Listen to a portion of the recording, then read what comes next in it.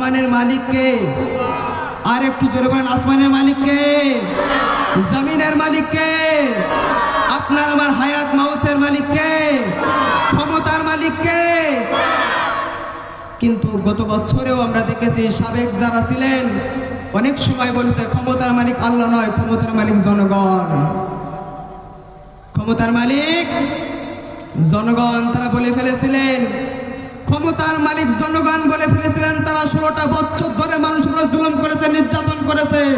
আলেমদেরকে তারা চেয়েছিল ইসলাম দুনিয়া থেকে উঠাই দিবে, বাংলাদেশ থেকে ইসলাম তুলে দেবে, এই কোরআনকে তারা প্রতিষ্ঠিত করতে দিবে না বলে কত পাইসারি তারা করেছে। আল্লাহ রাব্বুল আলামিন এমন ফাঁকি দিয়েছে, মামার বাড়ি দিল্লিতে পড়েছে। কথা বলেন ঠিক কিনা? এই কোরআনের সাথে কোনো 2 নাম্বারই চলে? ক্ষমতার মালিক আল্লাহ। আল্লাহ রাব্বান বলে দিলেন, তাবারাকাল্লাযী বিয়াদিহিল মুলকু ওয়া হুয়া আলা কুল্লি শাইইন কাদির। আল্লাহু আকবার। আল্লাহ রাব্বান বলে দিলেন সমস্ত ক্ষমতার মালিক কে? চেয়ারের মালিক কে? কিন্তু এই চেয়ার পাইলে তো আমরা উঠতে চাই না, কিন্তু এটা বোঝা লাগবে এই চেয়ার এখন আছে, কাল নাও থাকতে পারে। 5 তারিখে আগস্টের সকালে কি হবে, দুপুরে সেটা দুপুরে কি হবে, সকালেও জানে না। চেয়ার ধরে বসে আছে, কিন্তু চেয়ার থেকে যে উঠা লাগবে এটা তার হুঁশ হয়নি। এই চেয়ারে এখন আমি আছি, এই চেয়ারটাই বসে আছি, কিছুক্ষণ পরে থাকবো না, আরেকজন আসবে, ঠিক কিনা বেটি? এই জন্য চেয়ারে বসলে লাফালাফি করা যাবে না। এই চেয়ার এখন আছে, একটু পরে নাও থাকতে পারে। চেয়ারে বসলে যে একেবারে গেতে বসতে হবে এমন কোনো বিষয় না। চেয়ারে বসলে উঠে তোমাকে যেতেই হবে। আল্লাহ রাব্বুল আলামিন যাকে ইচ্ছা তাকে ক্ষমতা দিবেন, যাকে ইচ্ছা তাকে ক্ষমতা থেকে বের করে দিবেন। যদি কোনো রকম তোমরা ক্ষমতা নিয়ে অপব্যবহার করো, আল্লাহ রাব্বুল আলামিন লাঞ্ছনার সাথে দেশ থেকে বের করবেন, ঠিক কিনা?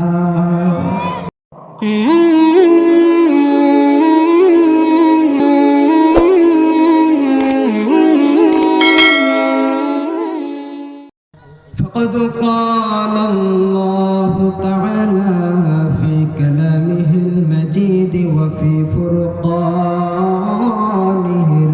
الحميد। জবান ছেড়ে সকলে পড়ছি আউযু বিল্লাহি মিনাশ শাইতানির রাজিম। বিসমিল্লাহির রহমানির রহিম।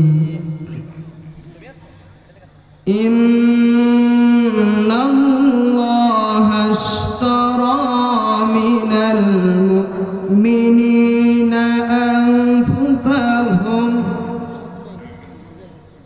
মিনাল মুমিনিনা আনফুসাহুম ওয়া আমওয়ালাহুম বিআন্না লাহুমুল জান্নাহ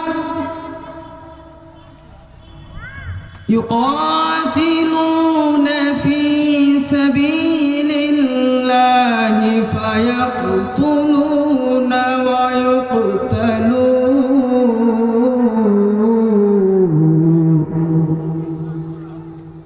সাদাকতা ইয়া রাব্বানা।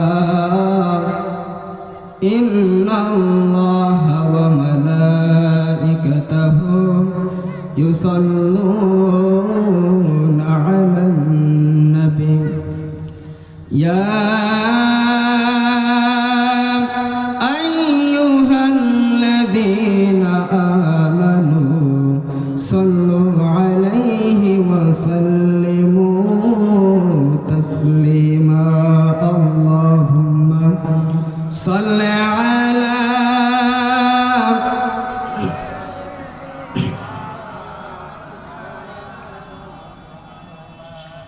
وعلى آل سيدنا حبيبنا محمد। রাসূলের প্রতি মহব্বত ভালোবাসা আমাদের ভিতরে কম আছে না বেশি আছে? কথা বলেন। যদি বেশি থেকে থাকে তাহলে রাসূলের প্রতি দুরূদ পড়তে হবে, জোরে না আস্তে? বিশ্বনবী বলছেন, কেউ যদি আমার উপরে একবার দুরূদ পাঠ করে, আল্লাহ রাব্বুল আলামিন ওই বান্দা থেকে 10টি নেকি দেন এবং 10টি গুনাহ তার আমলনামা থেকে মুছে দেন। সুবহানাল্লাহ। 10টি রহমত তার উপরে নাজিল হয়। এজন্য বিশ্বনবীর দরবারে যখন দুরূদ পড়ব, জোরে সোরে মুহাব্বতের সাথে সকলে পড়ছি, আল্লাহুম্মা সাল্লি আলা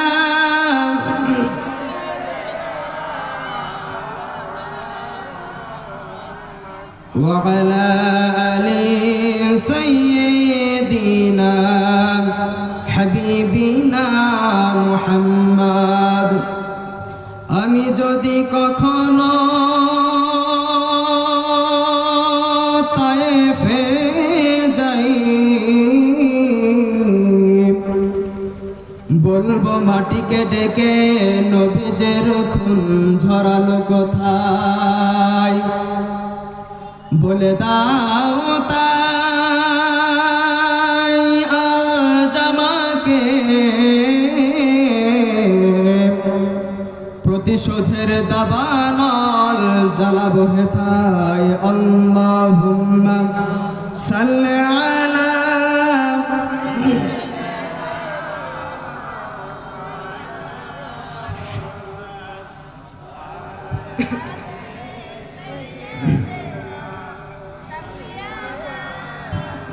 সকলে পড়ছে, বালাগাল উলা বিকামালিহি কাশাফাত তুজা বিজামালিহি হাসনাতু জামিউ খিসালিহি সাল্লু আলাইহি ওয়া আলিহি। আলহামদুলিল্লাহ।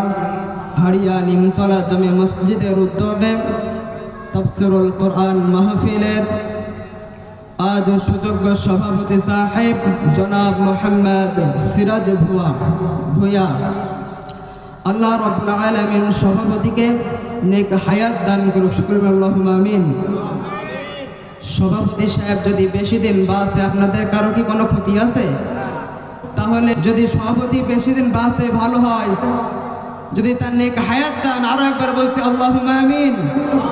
আজকের মঞ্চ উপবিষ্ট আছেন এলাকার স্বনামধন্য ব্যক্তিগণ, সামনে বসা দিনদার ইমানদার মুত্তাকিন পরেজগার ভাই ও বাবাজিরা, পর্দার অন্তরাল হতে যারা দেখছেন শুনছেন, প্রিয় মায়েরা প্রিয় বোনেরা, সকলকে জানাই অন্তরের স্থল থেকে সালাম, আসসালামু আলাইকুম ওয়া রাহমাতুল্লাহি ওয়া বারাকাতুহু। শুকরিয়া আদায় করব সেই বিশ্ব মালিকের দরবারে, যে আল্লাহ রাব্বুল আলামিন এমন একটা সময় আপনাকে আমাকে হাজির করেছেন, যেই সময় প্রত্যেকটা মুসলমান এখন ব্যস্তর ভিতরে, কথা বলেন ঠিক কিনা? কারণ আর 2-3 দিন পরে পবিত্র মাহে রমজান।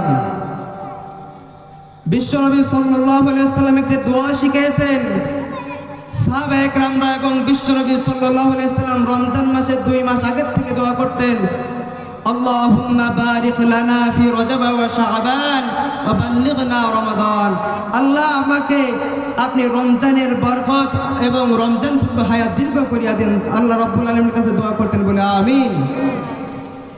সেই রমজান মাস আর 2-3 দিন পরে, তার মধ্য থেকে তার আগে আপনাকে আমাকে রব্বুল আলামিন সুস্থ শরীরে আল্লাহ পাক তার জান্নাতের বাগানে বসার তৌফিক দান করেছেন।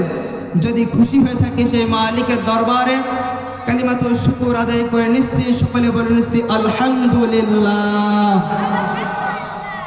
সম্মানিত হাজিরিন, এই আল্লাহ নামের কত বরকত, আল্লাহ যে কত মহান মালিক, কত মহান রব, আমরা কখনো ভাবতে পারি নাই।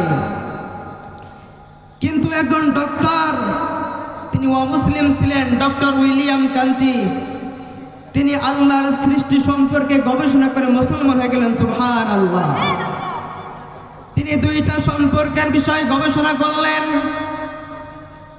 ডক্টর উইলিয়াম কান্তি তিনি গবেষণা করলেন, একজন মায়ের গর্ভের ভিতরে একটা সন্তান থাকে, ওই সন্তানটা দিনে 5টা বার কেন পেটের ভিতরে নড়াচড়া করে।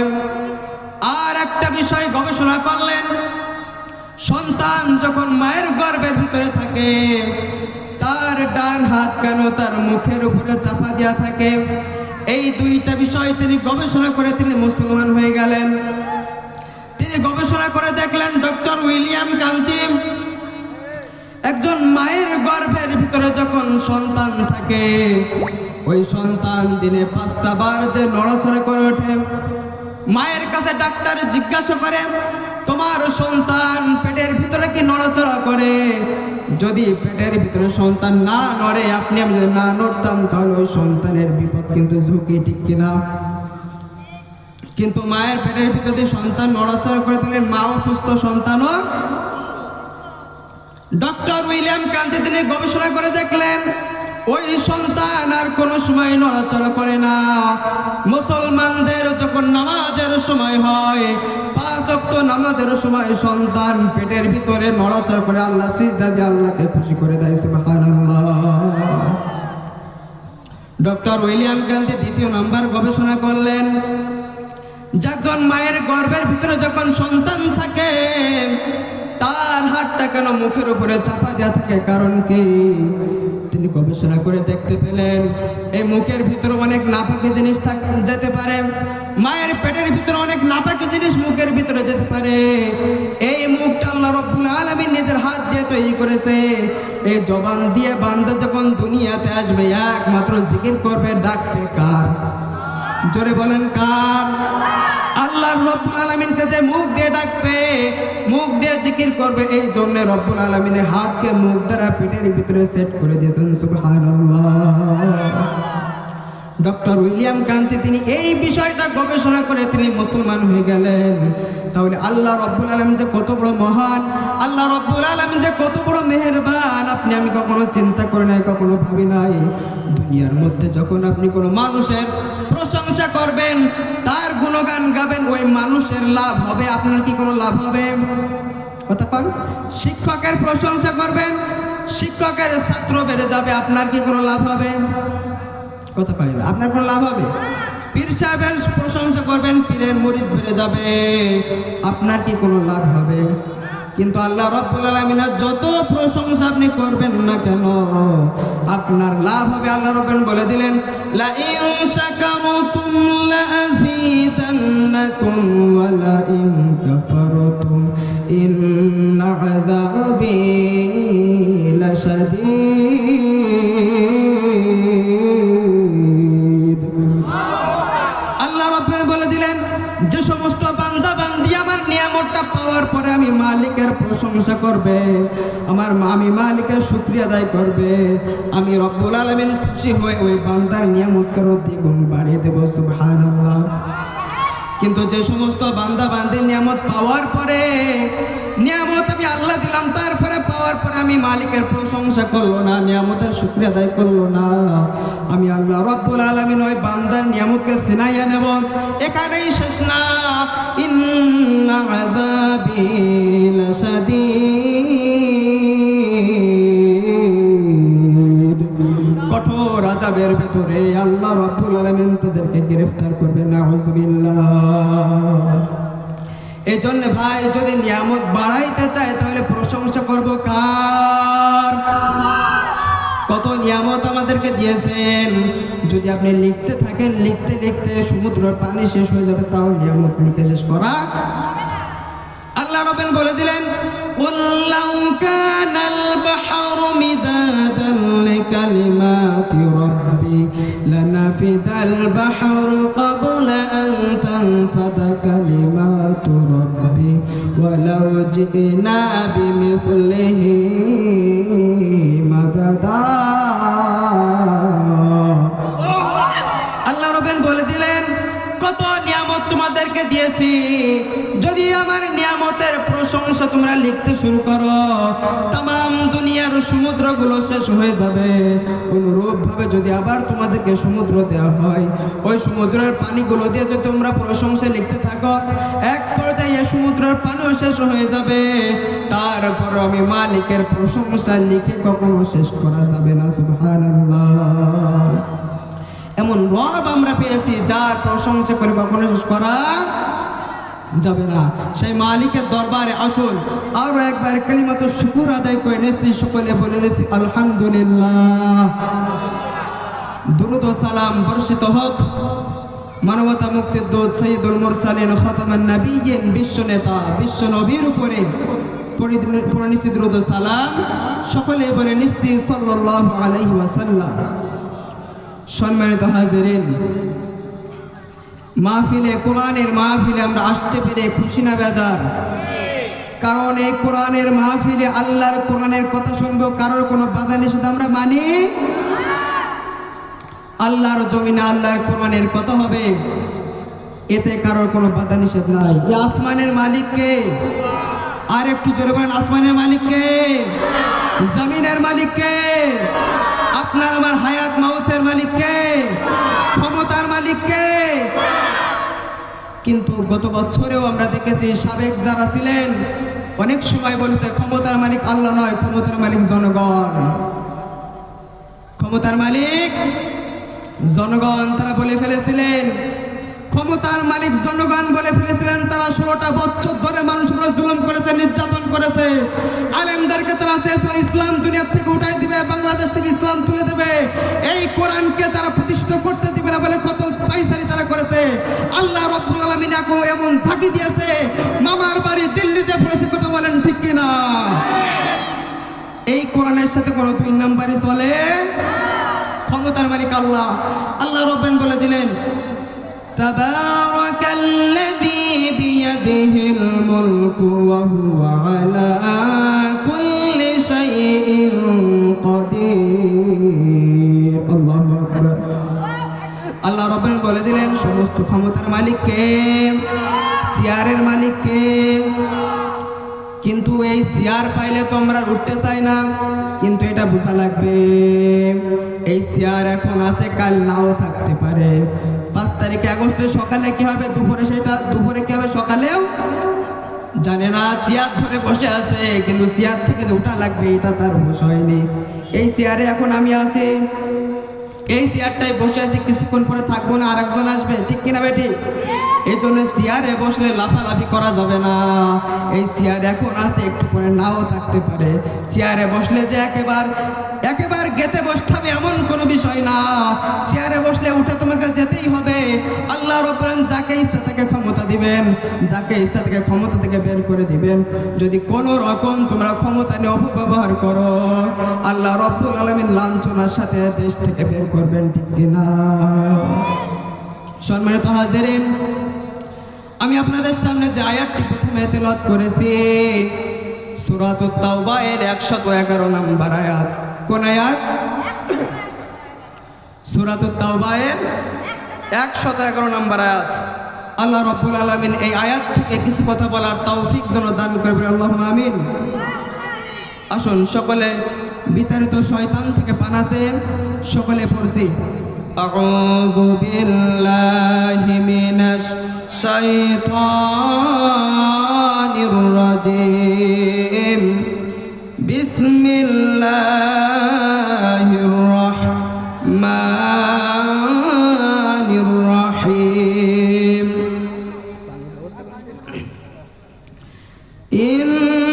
ইন্নাল্লাহা আশতারা মিনাল মুমিনিনা আনফুসাহুম ওয়া আমওয়ালাহুম বিআন্না লাহুমুল জান্নাহ يقاتلون في سبيل الله فيقتلون ويقتلون।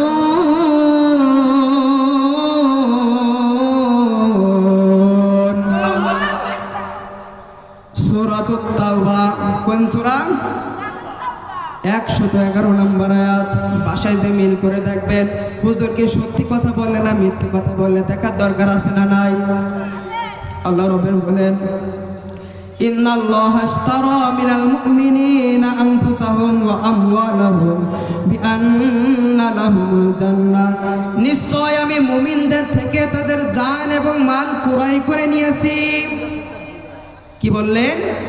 নিশ্চয়, ইন্নাল্লাহা আশতারা, নিশ্চয় আমি মুমিনদের থেকে তাদের জান এবং মাল ক্রয় করে নিয়েছি জান্নাতের বিনিময়ে। সুবহানাল্লাহ।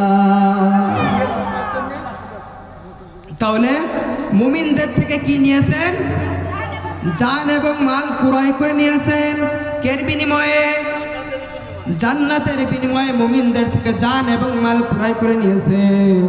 এখন যদি আপনি আমি মুখে দাবি করি আমি মুমিন, তাহলে এই জান আর মালের হকদার আপনি আমি না, ঠিক না বেঠিক? কথা বলে না, ঠিক না বেঠিক? জান এবং মাল মুমিন দাবি করলে কিনে নিয়েছেন কে? আল্লাহ পাক বলছেন মুমিনদের থেকে তাদের জান এবং মাল ক্রয় করে নিয়েছি, নিবেন এ কথা বলেন নাই, নিয়েছেন। ব্যাখ্যাটা কি আপনারা বুঝতে পেরেছেন? মুমিন দাবি করলে তার জান মাল নিয়ে নিয়েছে। সম্মানিত হাজিরিন, ভালো করে বুঝবেন, মুমিন যদি দাবি করতে হয় তাহলে জান মাল আল্লাহ পাকের দরবারে দিয়ে দিতে হবে। মুমিন বান্দা কোনো সময় তার জান মাল আল্লাহর পথে দিতে কোনো সময় কার্পণ্য করে না। যখনই কোনো ইসলামের দায়িত্ব আসুক, ইসলামের কাজের দায়িত্ব আসুক, সমাজে দিন প্রতিষ্ঠা করতে হবে, কোরআনের আইন প্রতিষ্ঠা করতে হবে, ইসলামের আইন প্রতিষ্ঠা করতে হবে, এমন যদি মাথায় আসে, যদি প্রয়োজনে জিহাদের ময়দানে যেতে হয়, যদি প্রয়োজনে রাষ্ট্র দরবারে যেতে হয়, তারপরে জীবন বাজি রেখে সে আল্লাহর পথে ঝাঁপিয়ে পড়বে। কথা বলেন ঠিক কিনা? কারণ মুমিন বান্দা জানে এই জান মালের হকদার আমি না। মুমিন বান্দা জানে যে জান মালের হকদার আমরা। সকলে জিকির করে একটু মুহাব্বতের সাথে লা ইলাহা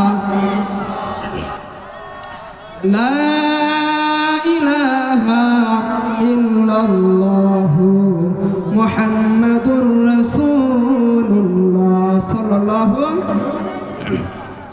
সম্মানিত হাজিরিন, তাহলে যে কথা বলছিলাম, মুমিন হতে হলে জান দিয়ে দিতে হবে কার দরবারে? আল্লাহর কাছে দিয়ে দিতে হবে। মক্কার একজন সাহাবী ছিলেন মুসআব ইবনে উমাইর রাদিয়াল্লাহু তাআলা আনহু। মক্কার ভিতরে সবথেকে ধনী পরিবারের সাহাবী ছিলেন মুসআব রাদিয়াল্লাহু তাআলা আনহু।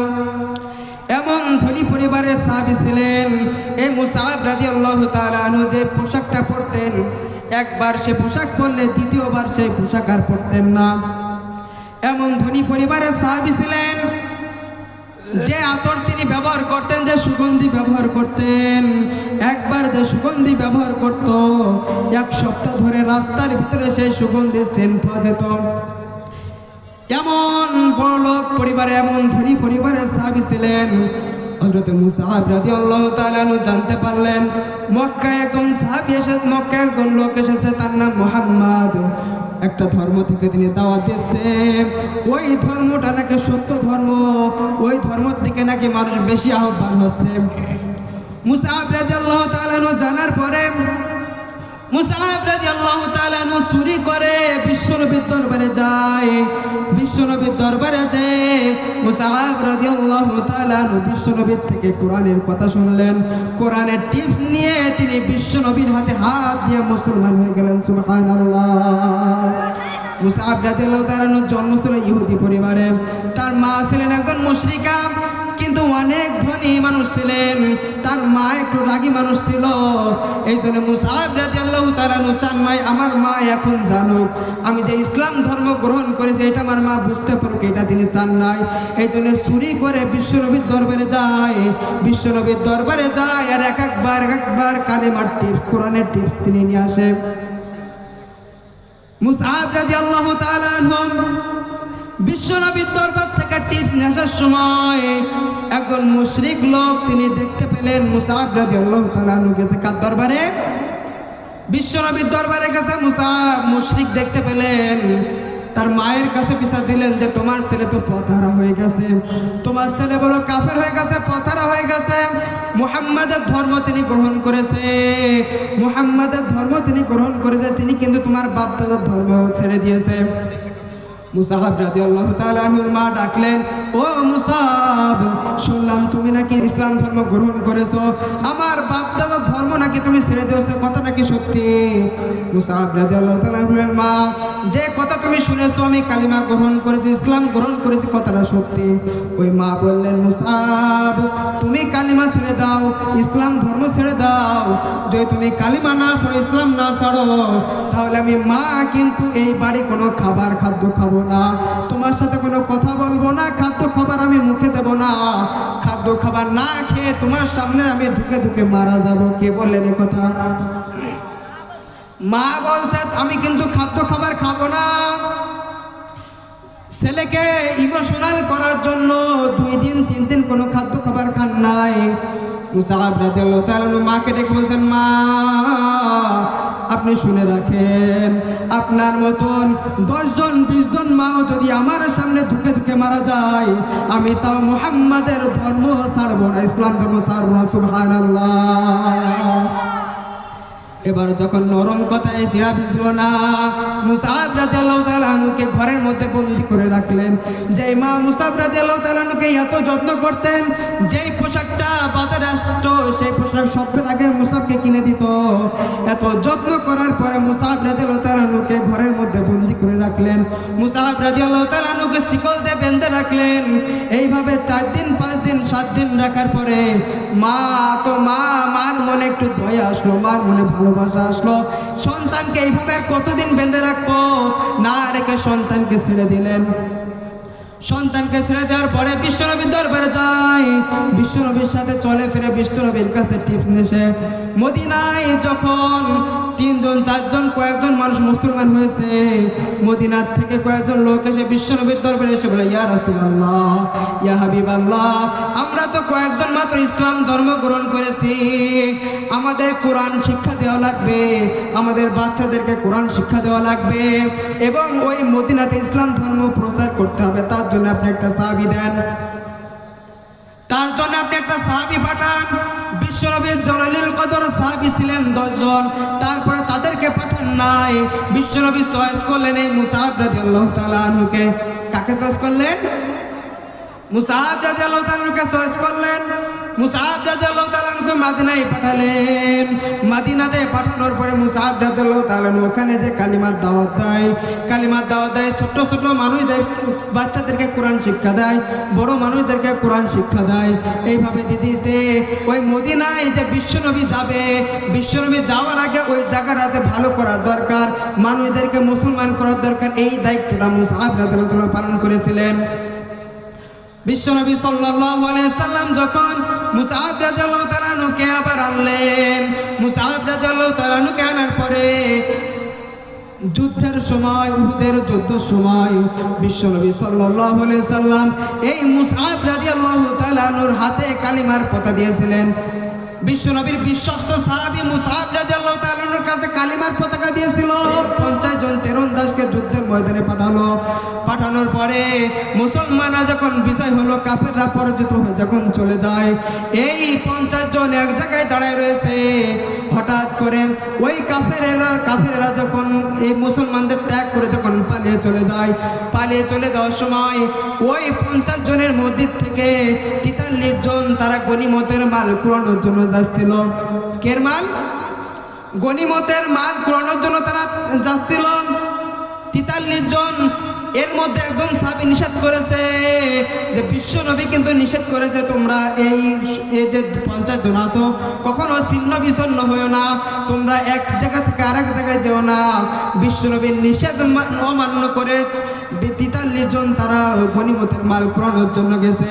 গনিমতের মাল যখন কুড়াতে গেছে, এই 7 জন যখন এক জায়গায় আছে, তখন ওই কাফেরেরা আবার দেখতে পেল 7 জন এক জায়গায়। তখন ওই কাফেরেরা আবার ব্যাক এসে এই 7 জনকে তারা তরবারিতে হত্যা করলো, তারা শহীদ করে দিল। শহীদ করার পরে এই 43 জন মুসলমানদের সাথে তারা যুদ্ধ করতে লাগলো। যুদ্ধ করতে করতে তারা দেখলো মুসাআব রাদিয়াল্লাহু তাআলা ওখানে উপস্থিত ছিল।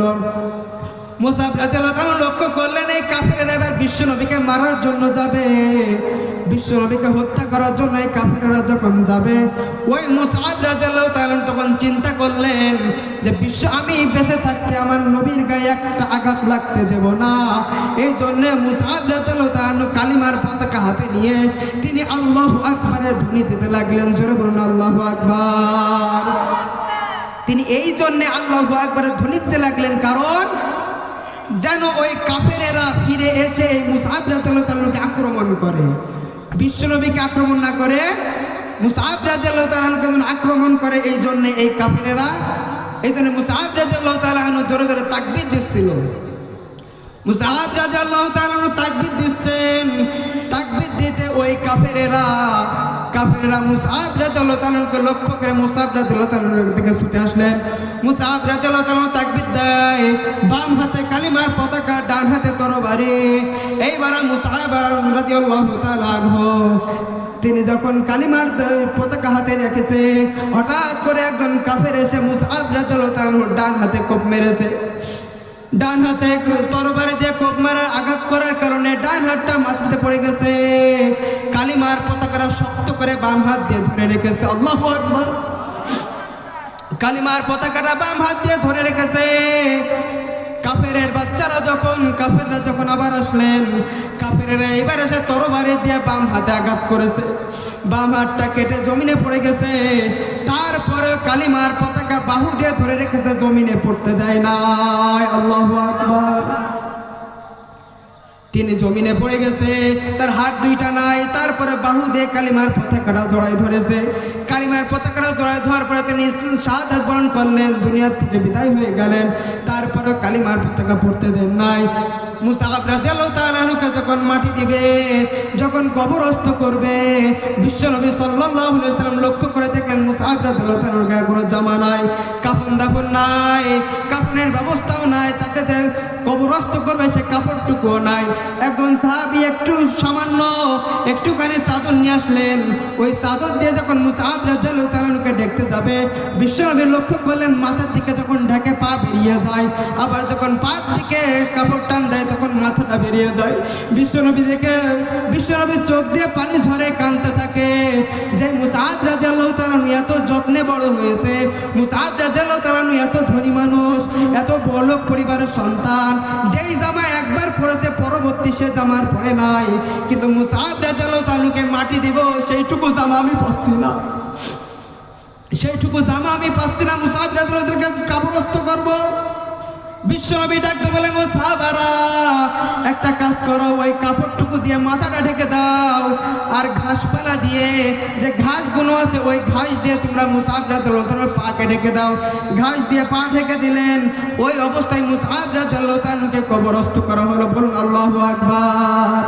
ইসলামের জন্য, কালিমার জন্য, আল্লাহর দ্বীনের জন্য নিজের জানটুকু দিয়ে প্রমাণ করে দিয়েছে আমি আল্লাহকে ভালোবাসি, বিশ্বনবীকে ভালোবাসি। কত করেন ঠিক কিনা? আল্লাহ রাব্বুল আলামিন বলে দিলেন, আম হাসিবতুম আন তাদখুলুল জান্নাতা ওয়া লাম্মা ইয়া'লামিল্লাহুল্লাযীনা জাহাদু মিনকুম ওয়া ইয়া'লামাস সাবিরিন। তোমরা কি মনে করে নিয়েছো যে তোমরা মুসলমান হয়েছো এই কথা বললে তোমরা জান্নাত পেয়ে যাবে? মুসলমান হয়েছি এ কথা বললে তোমরা জান্নাত পেয়ে যাবে, এ কথা কি তোমরা ভেবে নিয়েছো? অথচ কালিমার কোনো পরীক্ষা তোমরা দিলে না, মুসলমান যে হলে কোনো পরীক্ষা তোমাদের আসলো না, কোনো পরীক্ষার সম্মুখে তোমরা হলে না। তোমরা কি কখনো পরীক্ষার সম্মুখীন হলে না? ইসলাম প্রতিষ্ঠার জন্য, কোরআন আইন প্রতিষ্ঠার জন্য তোমরা যে জিহাদ করলে কিনা এইটা আমি রব্বুল আলামিন দেখবো, তারপরে তোমাদেরকে জান্নাত দিব। আমরা তো ভেবে নিয়েছি যে মুসলমান হয়েছি এরপরে মনে আল্লাহ জান্নাত দেবে, এত সহজ। আল্লাহ পাক বলছেন, তোমাদের যে পরবর্তী, তোমাদের পূর্বে যারা এসেছিল তারাও তো ইসলামের জন্য শাহাদাত বরণ করেছে, কোরআন আইন প্রতিষ্ঠার জন্য শাহাদাত বরণ করেছে। তোমরা কতটুকু সেই দিকটা এগিয়ে আছো? সম্মানিত হাজিরিন, প্রিয় ভাইরা, প্রিয় বাবাজিরা, সময় এসেছে এখন কোরআনের আইন প্রতিষ্ঠা করতে হবে।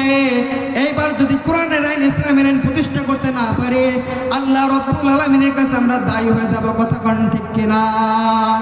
আমরা চাই আগামী বাংলাদেশ হবে কোরআনের বাংলাদেশ। কথা কোন ঠিক কিনা? আগামী বাংলাদেশ হবে ইসলামের বাংলাদেশ, আগামী বাংলাদেশ হবে আলেম ওলামাদের বাংলাদেশ, আগামী বাংলাদেশ হবে ইসলামপন্থীদের বাংলাদেশ। কথা কোন ঠিক কিনা? ইসলামী আইন বাংলাদেশে কায়েম কারা কারা চান? দুটি হাত আল্লাহকে টান দেখান। লিল্লাহি